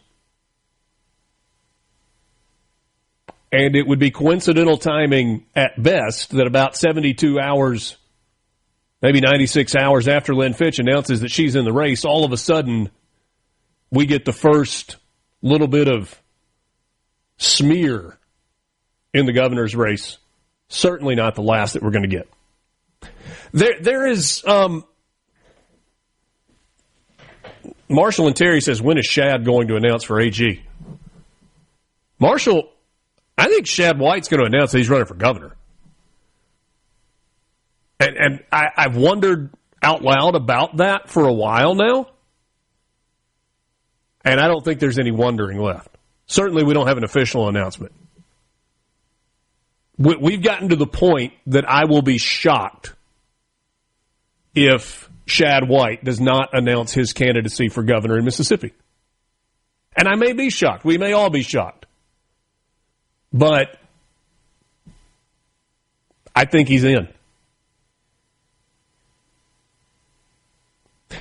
You can get into the candidates that are in the race. Henry Barbour alluded to this a second ago when he was talking about Philip Gunn. He said that he thought Tommy Duff getting into the race was a tough thing for Philip Gunn because of kind of the business community and some of the people that would theoretically support Tommy or Philip, one or the other, or support one if the other was not in. If Shad White gets in the race, who does it most directly affect? I don't think there is any question that the answer to that is Andy Gipson. Because if you look at the majority of Andy Gipson supporters, and you think about Shad's supporters, you're talking about many of the same people. It is way to the right of the center of the Republican Party. Loud, hardline conservatives in Mississippi. And there are people that will support Andy Gipson that would support Shad if Andy were not in the race. There are people that are going to support Shad White, assuming he gets in, that were Shad not in the race would be Andy Gipson supporters. And that's the thing that's so wildly fascinating about such a crowded potential primary field here in Mississippi. There's another layer to this, and I mentioned it in the 7 o'clock hour. You have a sitting senator in Mississippi, in Michael McClendon, who has been very vocal against the Attorney General, Lynn Fitch, and has painted her in the light of joining forces with the NAACP in a lawsuit against DeSoto County. We need to unpack that just a little bit. So the lawsuit that we are talking about is the one that Robert Foster has filed on behalf of DeSoto County against the state of Mississippi's election commission, which is Tate Reeves, the governor, Attorney General Lynn Fitch, Secretary of State Michael Watson. Those three people make up the state election commission. And so they're not sued individually, but they are sued in their positions. And the lawsuit at its crux is about forcing Mississippi to redraw the district lines before the election and asking the courts to say an election cannot be held before this happens. The Attorney General, or the Attorney General's office, has to defend the state of Mississippi. And so when you say Lynn Fitch is fighting against DeSoto County, against DeSoto Countyans, and is teaming up with the NAACP, that is, at best, disingenuous. When the state of Mississippi is sued, the lead counsel is the Attorney General. Now, as is normally the case with election matters, because of the technicality of those cases, outside counsel is brought in. And that is the case for this fight that exists right now. So what about the whole teaming up with the NAACP? The state of Mississippi was sued. And therefore, the state of Mississippi has to defend itself. In this particular case, the NAACP does not want district lines redrawn. And so are they cheering for the same team? I guess, if you want to put it in fan terms. Are they on the same team? Are they teammates? No, that's a stretch. But you have this lawsuit going as the backdrop, and Michael McClendon banging the drum for that. I feel like we probably should have a conversation with Michael McClendon and ask him what's up. We're talking about a sitting senator in Mississippi who has absolutely gone a sitting Republican senator who has really gone after some statewide Republican office holders. From the Venable Glass Traffic. From Sumner to Summit to Summerall, Richard has something for you. Mornings with Richard Cross on SuperTalk Mississippi.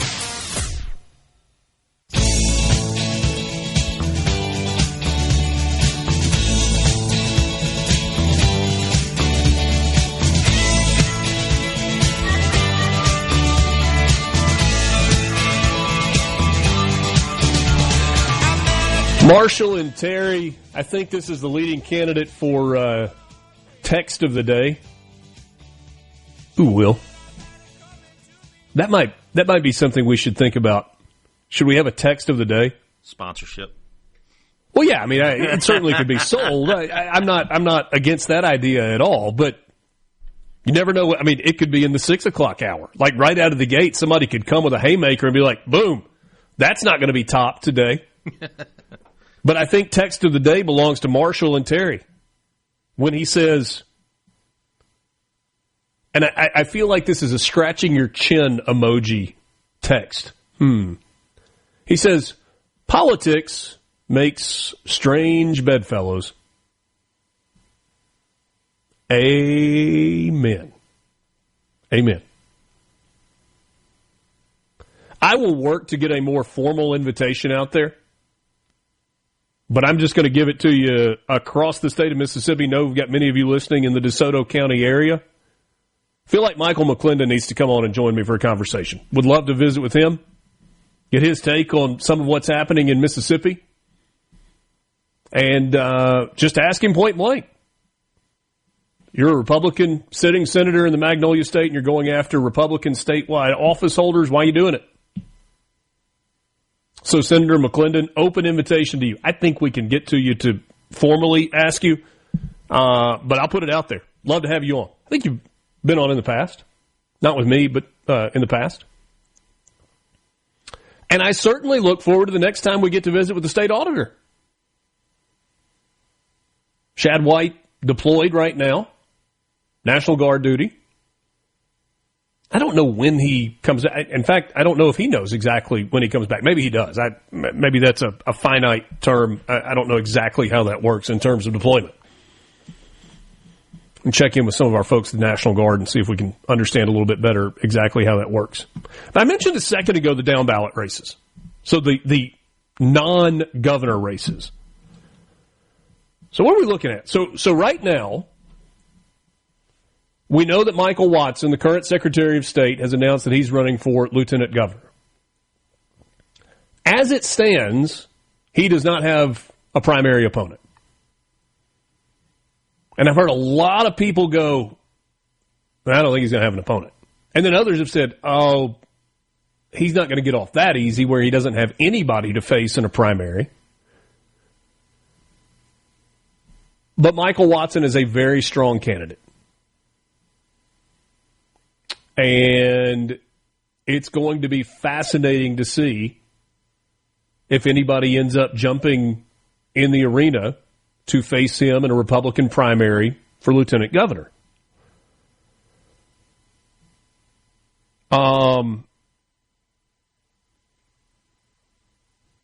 For state auditor, this is one that's fascinating. Daniel Sparks has announced that he's running. Nick Bain has announced that he is running. And I have heard a name. I don't think that this has officially been announced, but I've heard Phil Buffington's name a lot.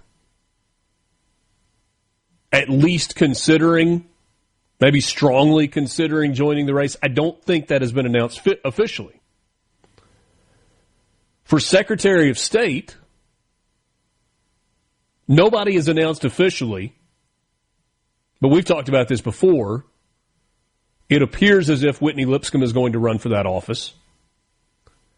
And another name that I heard for that, and this may or may not be true, but there are at least people talking about Chad McMahon from the Tupelo area running for Secretary of State.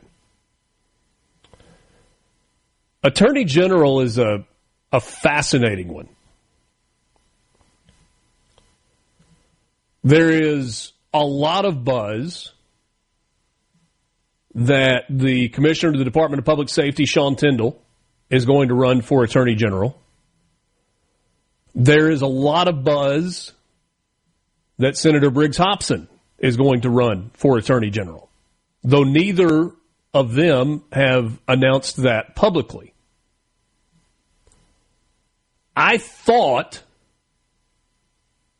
and this was nothing more than me just thinking out loud, that there was a chance that if Shad White did not jump into the governor's race, that he might enter the race for AG. At this point, I really believe Shad White is going to enter the governor's race, though. I don't think David McCray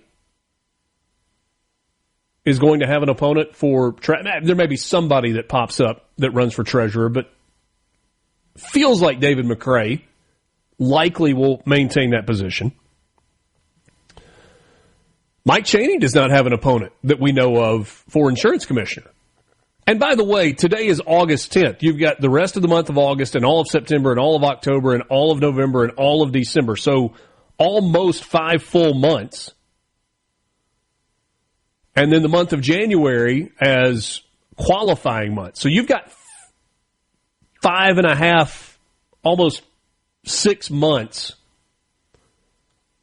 until qualifying at the end of January for all of these races. Will Mike Chaney end up with an opponent for insurance commissioner?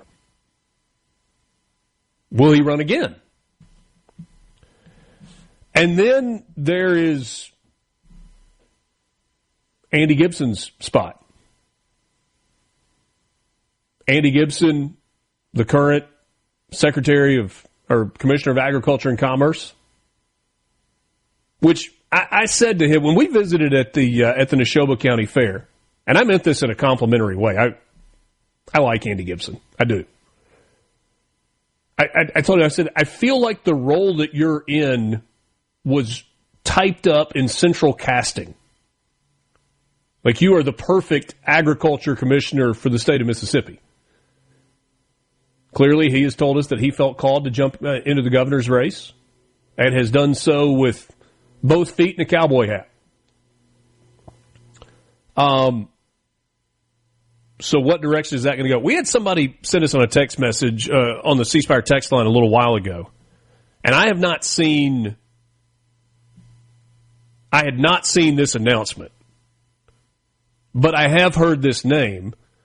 The message came from a 601 number, said Vince Mangold announced that he will be running for Ag Commissioner at the Lincoln County Sale Barn last Tuesday. Said didn't know if you knew. In this list that I have going, I have Vince Mangold's name there. So I had not seen that official announcement or heard that he made that announcement, but I had heard that he's going to be running for that. And then another name that I've heard thrown around for Ag Commissioner, and this is certainly no announcement yet, is that Dane Maxwell could be another one whose name is in that race. There may be more names that get added to this list,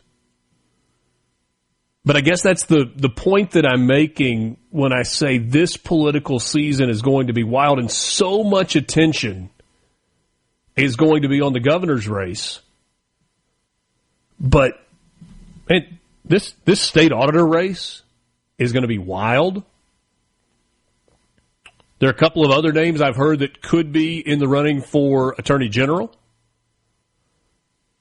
Thomas in Greenwood says that he is putting $5 on Chris McDaniel entering the race for Lieutenant Governor.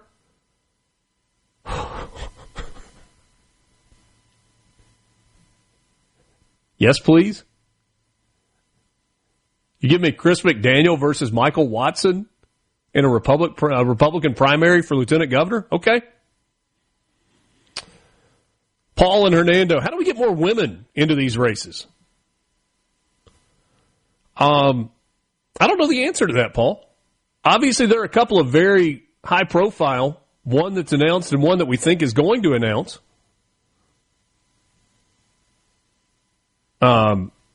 With Lynn Fitch announcing her candidacy for governor and expecting Whitney Lipscomb to announce at some point in the near future that she's running for Secretary of State.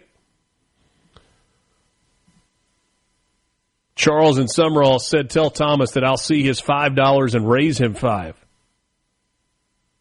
All right, Thomas, so Charles in Summerall's taking the other side of that, I think. Or maybe he's agreeing with you. Josh and Laurel, did Shad White put his name in for governor? No, he has not. I just think he's going to.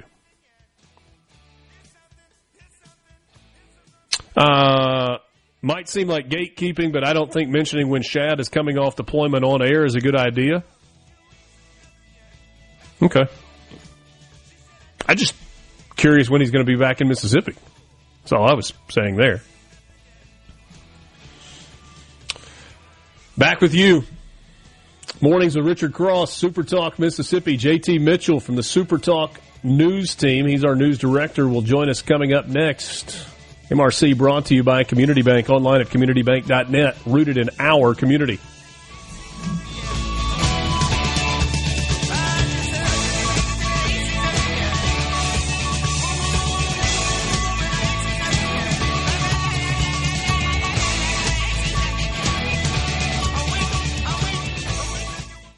From the Sea. Morning, partner. The sun is up, the coffee is on, and you're starting your day right. Mornings with Richard Cross, here on Super Talk Mississippi.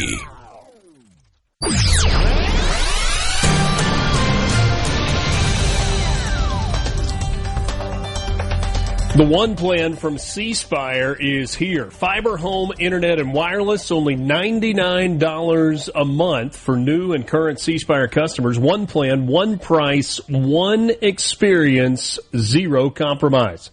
You can save $700 a year with 3 phone lines from C Spire compared to AT&T. Plus, with 5-year price lock, you pay one rate with no surprises guaranteed. So don't wait. Get the One Plan today. Visit your local C Spire store. Shop online now at cspire.com/oneplan. C Spire, customer inspired.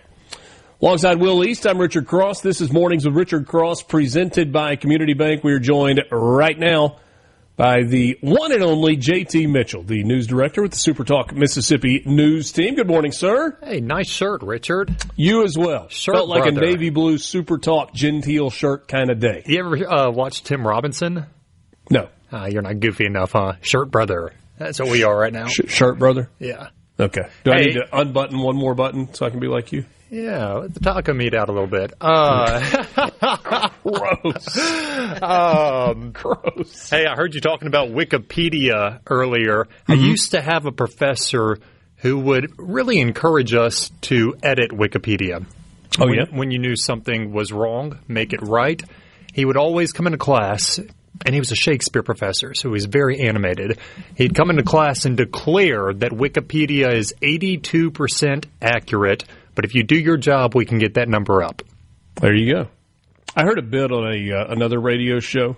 It was actually a sports radio show, just kind of a off-topic content item, where one of the hosts said that he had actually donated, the banner that pops at the top of the Wikipedia page, like, hey, help us do the work we need to do. Donate as little as $3 a month. Said he had actually donated to the ongoing work of Wikipedia. Have you ever done that? No, but I do edit. I edit all the time. They don't really care about your edits. They do care about your dollars. Well, I don't have any extra dollars for Wikipedia, but what I can give them is my time. And so what I do is... Brother, you think you don't have any extra dollars right now? I know, right? It's coming. It's coming. But, for example, if I'm watching a rivalry game... Just ask Will East. Yeah. Will's got lots of advice he'll need to give me soon. Amen. But if I'm watching a rivalry game or something, I'll go ahead and update the all-time series count. Okay. If, I see something and it's just wrong and I have a source, I'll go ahead and edit. And so, yeah, I'll edit Wikipedia, but they do not get any of my money. Okay. Fair enough. What about yours? Do you donate? Absolutely not. Okay. Well, you're over here kind of getting after me. But I sure do appreciate Wikipedia. Me too. I'm glad that it's there. There was, you advised me of this, and I'll make sure that I got this right. So we're going through announced candidates for some down ballot races, and there was one that I missed in the auditor's race that makes that field even more crowded than I gave it credit for. Daniel Sparks, Nick Bain, Kevin Wilson, Adams County Supervisor, also has announced that he is running for state auditor, and I mentioned that I think Phil Buffington could be in that race before it's all said and done as well. Yeah, so you remove Buffington, that's 3 people already trying to get the Republican nomination. Now, Kevin Wilson, a lot of people may have heard his name. He unsuccessfully ran for the GOP nod in this year's congressional race in Benny Thompson's district. But I guess he got a taste of politics and wants to stick in. It was earlier this year that he announced to a group that he was going to run for state auditor. Kevin is a really successful oil man. He's from the Natchez area.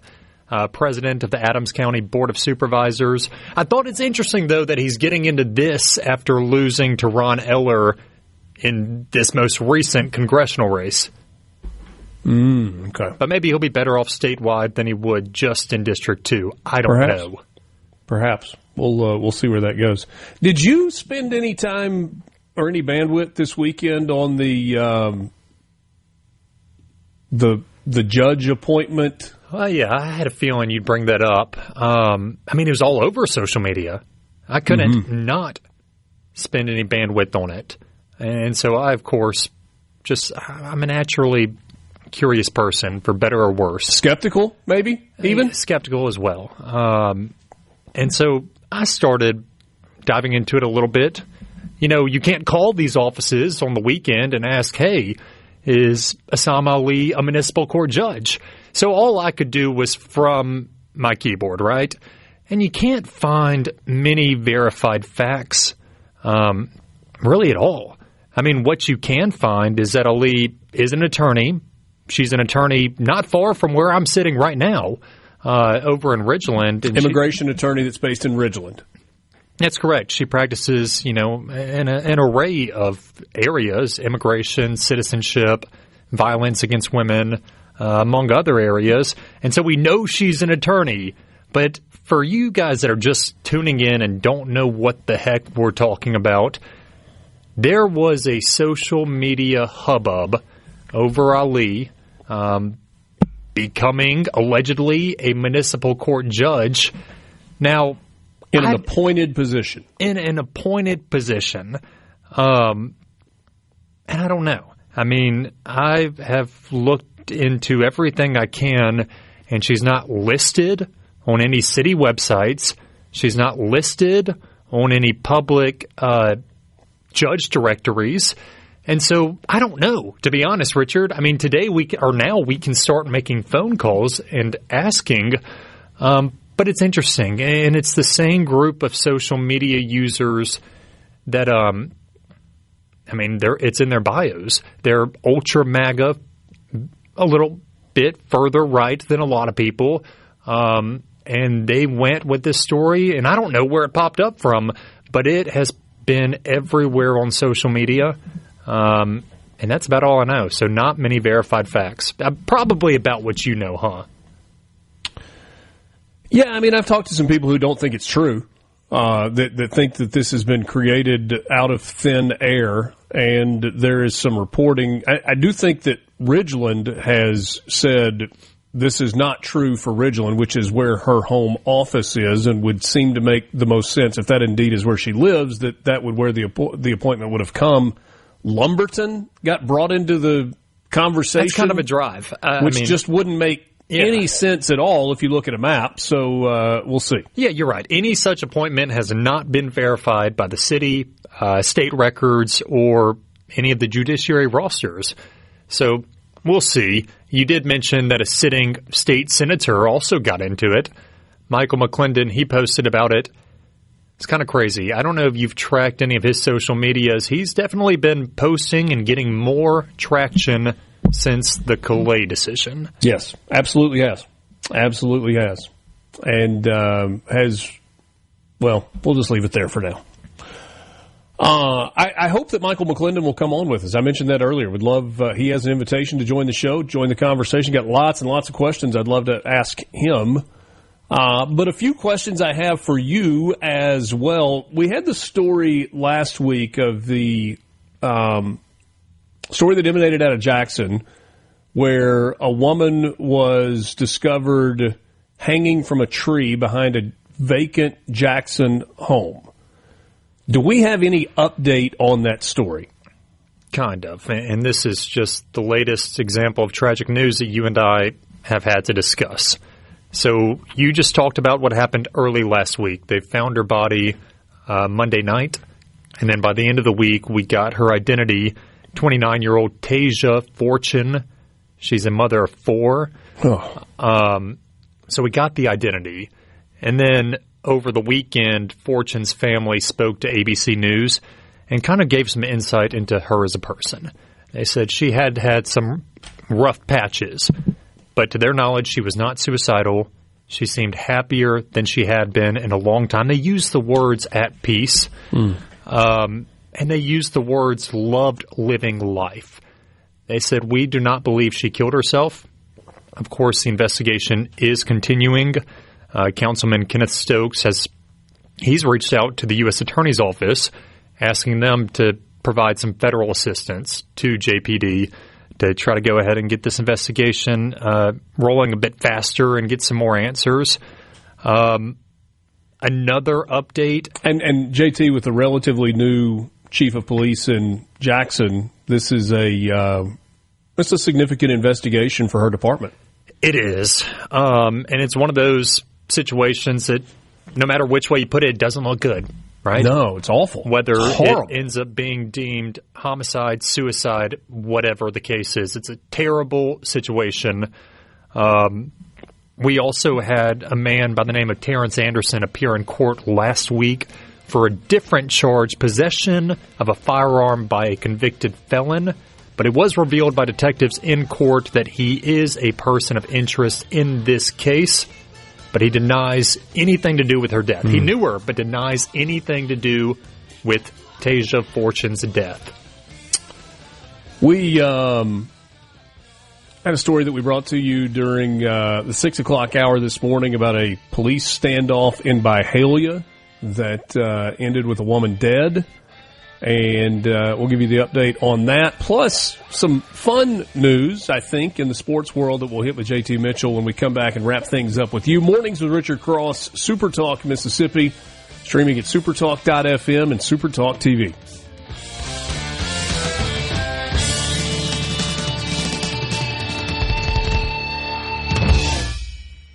From the Venable Glass. No matter where you're from, Abbeville, Batesville, DeIberville, or any other ville in the SIP, you're starting your day off right. Mornings with Richard Cross. Super Talk, Mississippi.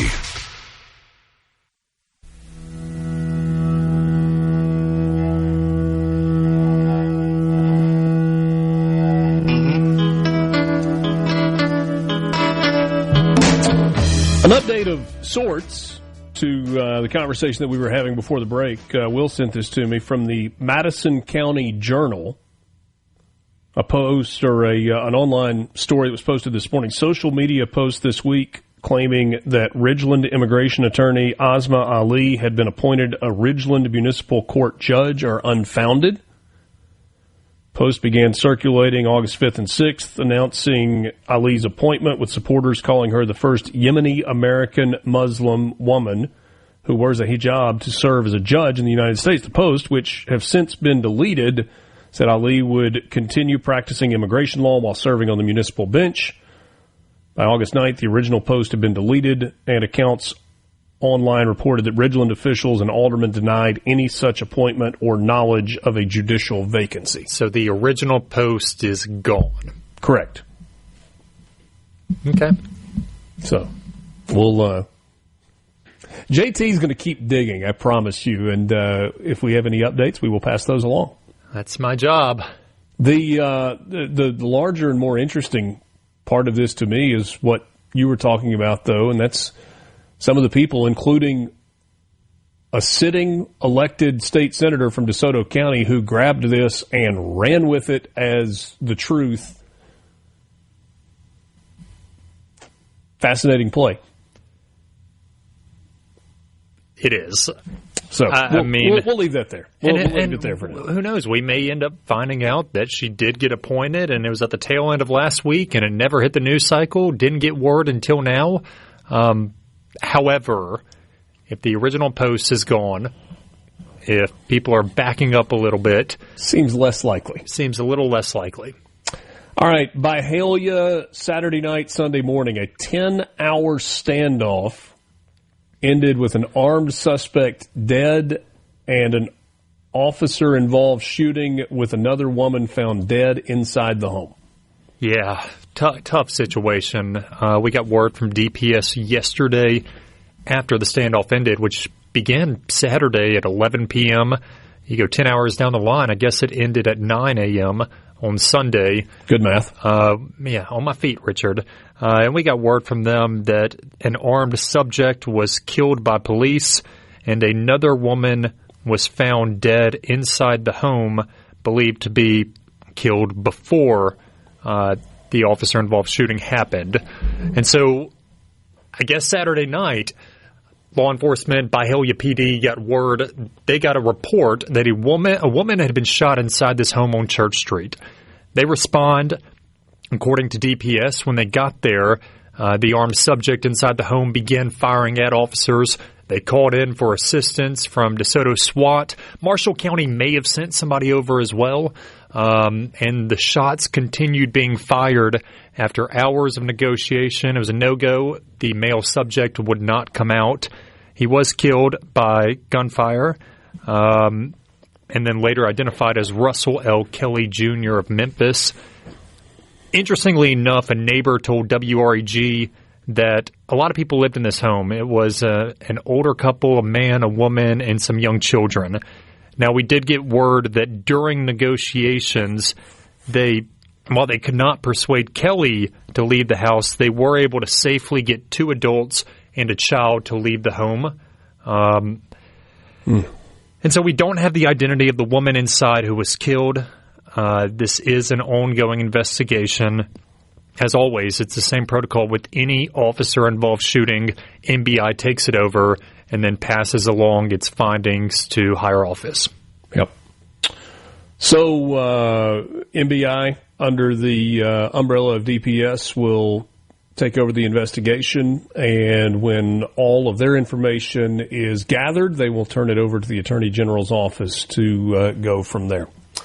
Pro Football Hall of Fame had its induction ceremony this weekend. Drew Brees was the headliner in the class, second in the NFL all-time in passing yards and touchdowns behind Tom Brady, and a really incredible speech from him in which he highlighted what New Orleans meant to him, and I think a lot of New Orleanians and Saints fans would talk about what he meant to the city of New Orleans. There was a lot of people wearing black and gold this weekend who were smiling ear to ear. A lot of hoodat. A lot of hoodat. Maybe some halftime by the Yin Yang Twins being played here and there. Drew Brees was thrilled. He said, quote unquote, "You trusted me with the soul of the city. Thank you." And so he led a class that also included Larry Fitzgerald, Luke Kuechly, Roger Craig, one more, Adam Vinatieri. By the way, Adam Vinatieri may have had the best speech of the night. Breeze's got Depends the on how you're heartstrings grading going. it. Okay, let's grade it a little bit differently. Different adjective. May have had the funniest speech of the night. Yeah. How about that one? Larry Fitzgerald considered to be one of the all-time good guys. Oh, yeah. In addition to being a Hall of Fame performer on the field, all 17 years of his career with the Arizona Cardinals. You don't find that anymore, really. You really don't. Will East, thank you, sir. Yes, sir. JT, always a pleasure. Thank you, Richard. Thank you for being with us as well. Mornings with Richard Cross, presented by Community Bank. See you back here tomorrow morning just after 6 a.m. Hope you have a great Monday. Goodbye.